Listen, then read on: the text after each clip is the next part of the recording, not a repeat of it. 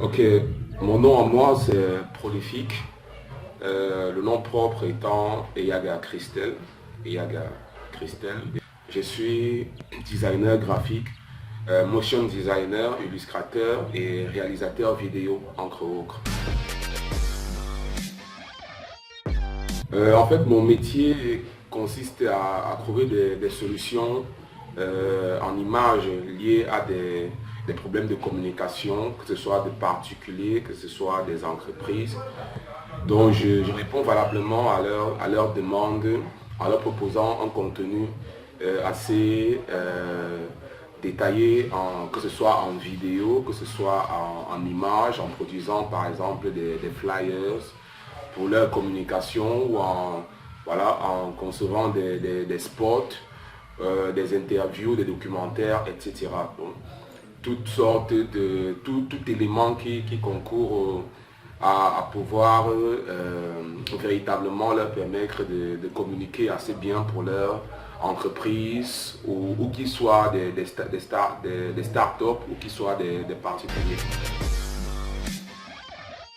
Les principales tâches que j'effectue en une semaine, déjà c'est la routine pour moi. Donc, soit je vais concevoir des supports images, des affiches, soit je vais faire des illustrations ou alors je vais faire du motion design.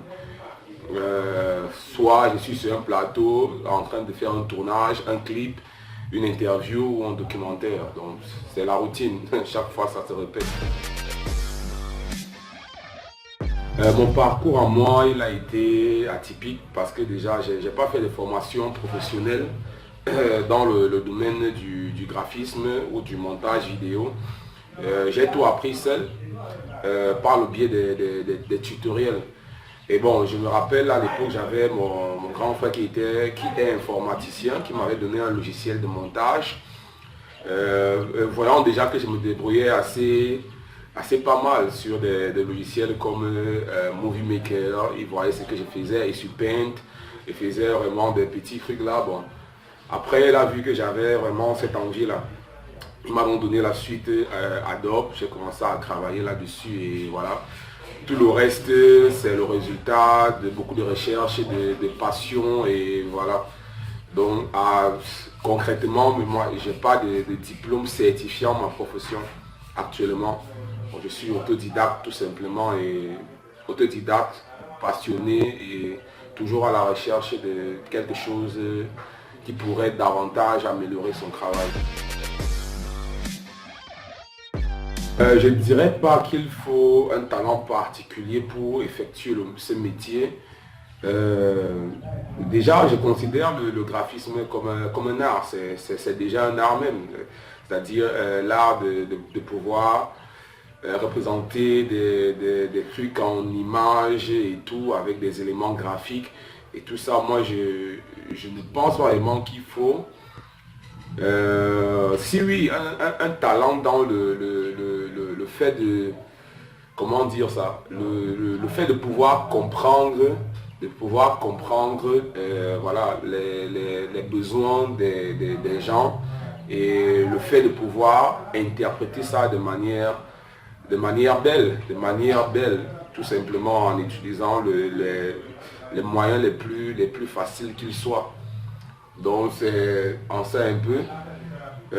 Si oui, le talent doit être dans le sens où quelqu'un d'assez ouvert, qui a un esprit ouvert, un esprit artistique assez ouvert et tout. Bon. Sinon après, il ne faut pas trop grand chose, mais une bonne ouverture d'esprit, c'est la base. Pour tout artiste en fait, une bonne ouverture d'esprit, une légèreté à interpréter ce qui l'entoure. Parce que l'art vient de là aussi, l'art vient de ton milieu social, ce qui t'entoure par-ci, par-là. Et il faut une manière de pouvoir interpréter ça. Donc être une sorte d'esthète à un certain niveau. Donc ce serait capital aussi, ce serait une bonne chose. Les avantages, par exemple, de ce métier, c'est déjà que je suis mon propre boss. Déjà, je suis un designer freelance, donc je n'appartiens à aucune boîte. On me paye par contrat et dès que le contrat finit, bon, basta. Donc, Voilà un avantage, pour moi c'est le plus grand des avantages même, c'est-à-dire n'appartenir à personne. Parce que comme je le dis toujours, un artiste a besoin d'une certaine liberté, une liberté de penser, une liberté voilà, d'expérimenter des choses. Du moment où il est contrôlé et il vit dans un canevas, sa réflexion est un peu limitée.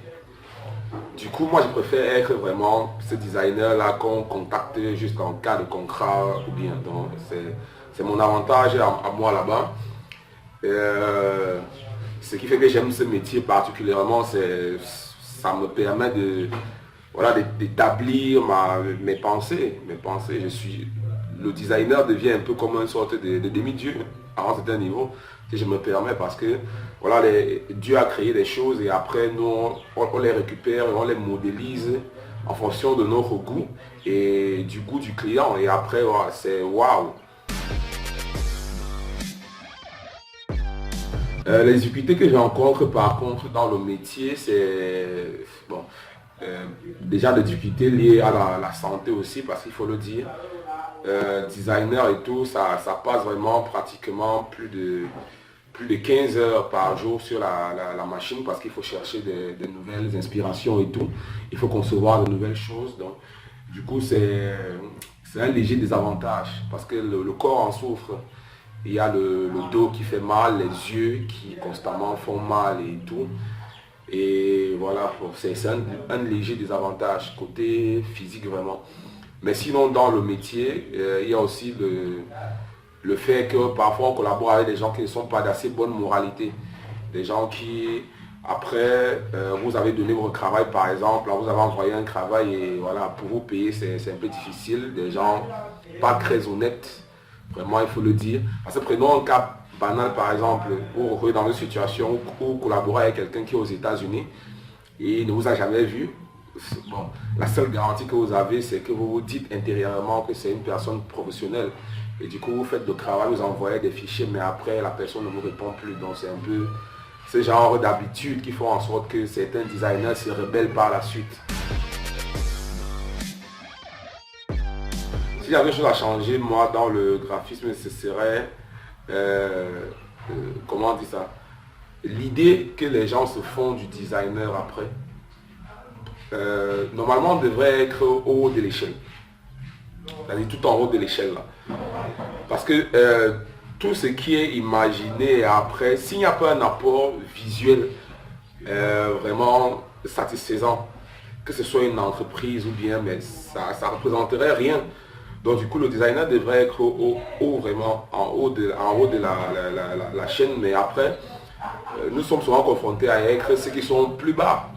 Des gens assez marginalisés, des gens qui après, ces gens reviennent vers toi parce qu'on veut juste un petit visuel et après on s'en fout et on te marginalise. Donc c'est un peu déplorable pour ma part parce que en tant qu'artiste vraiment, parce que moi je me considère comme un artiste, en tant qu'artiste vraiment l'art a un très grand rôle dans la société, que ce soit même dans la démarche la démarche sociale, que ce soit dans l'interaction avec les gens, que ce soit même dans la compréhension du physique comme du métaphysique. L'art et l'artiste ont une place prédominante vraiment. Donc c'est des choses à, si j'avais les moyens de le faire bien sûr, je pourrais les changer.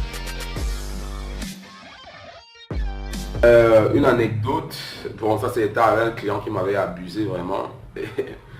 Donc je me rappelle, j'étais à mes débuts, c'était peut-être en 2016.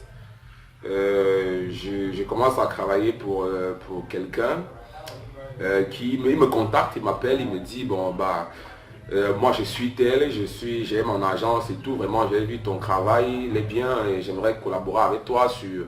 En fait, tu vas me produire plusieurs supports et vraiment fais-moi confiance, je suis un grand, vraiment et tout et tout. Étant jeune et bluffé, blasé, comme on le dit, blasé par tout ça et je me lance dans l'aventure parce que je me dis j'ai en face de moi quelqu'un d'assez intelligent, d'assez posé moralement et voilà, respectueux de sa personne et tout. Je produis les visuels, j'avais produit je crois dans les 10 visuels. Bon, les prix des visuels et tout, bon, parce que tout ça, ça me permet de suivre, il faut le dire aussi. Bon, je remets les visuels, j'envoie les visuels par mail au gars. Il reçoit bien les visuels, il me dit, ah waouh, vraiment, le travail est énorme, vraiment, c'est top. Ok, je dis à ma secrétaire de te faire un transfert, là, un transfert d'argent. Bon, j'attends toute la journée, là, je ne reçois pas l'argent. Et le lendemain, j'essaie de l'appeler, encore le numéro ne passe plus. Je me rends compte qu'il m'a bloqué sur WhatsApp, sur tous les réseaux en fait. Et du coup, j'étais triste, j'étais vraiment triste parce que c'est la chose la plus dure qu'on puisse faire à quelqu'un. Parce que moi, ce genre de mentalité, j'ai l'impression que c'est le colon blanc qui vient opprimer les noirs en fait. On a l'impression de rentrer à l'époque de l'esclavage, c'est-à-dire où on travaille pour rien et après la personne ne peut que se marrer de votre bonne foi. Du coup, je prends ça très mal et j'ai pris sur moi, mais j'ai décidé d'être un peu plus rigoureux envers le client. Donc c'est une anecdote vraiment qui m'a marqué et voilà, depuis je suis assez rigoureux envers ma clientèle. Donc, mais sinon, je reste quelqu'un d'assez ouvert. Donc, le conseil que moi j'aimerais donner à mes cadets, c'est, voilà, il est assez simple, c'est tout simplement, parce que souvent on se lance dans un métier parce qu'on veut se faire des gains, on veut se faire des gains facilement et on oublie l'intérêt artistique que ce métier-là voilà, a. Du coup, moi j'aimerais bien interpeller les cadets, vraiment ceux qui viennent après moi et leur dire la passion, c'est une grande chose. Je dis souvent, sans passion, on ne peut rien faire de grand. Sans passion, vraiment, on va se résumer à faire des choses légères. Des choses qui n'auront pas un impact dans la postérité. Donc du coup, je leur dis vraiment, soyez passionnés d'abord, parce que c'est le premier état d'esprit à avoir et tout. Soyez passionnés, vraiment, travaillez beaucoup, et bon, soyez ouverts à votre culture. Déjà parce que la culture aussi et la tradition, ça nous donne assez de moyens pour pouvoir interpréter valablement ce que le modernisme apporte et tout. Donc, ce sont des éléments qui sont primordiaux pour moi. Donc, si je résume, je vais dire, soyez assez cultivés de manière locale, c'est-à-dire conservez la culture de chez vous et soyez artistiquement ouverts. Et après, bon, il y a le travail acharné aussi. Donc, moi, j'ai pas une grande formule pour spécifier le bonheur. Pour moi, ça résulte de ces éléments-là, c'est-à-dire le respect de ces traditions et tout, parce que c'est la base, c'est le pilier, et après, il y a l'ouverture d'esprit et le travail acharné, c'est tout. C'est la formule pour la réussite. Ok, OTEP, au nom des ancêtres.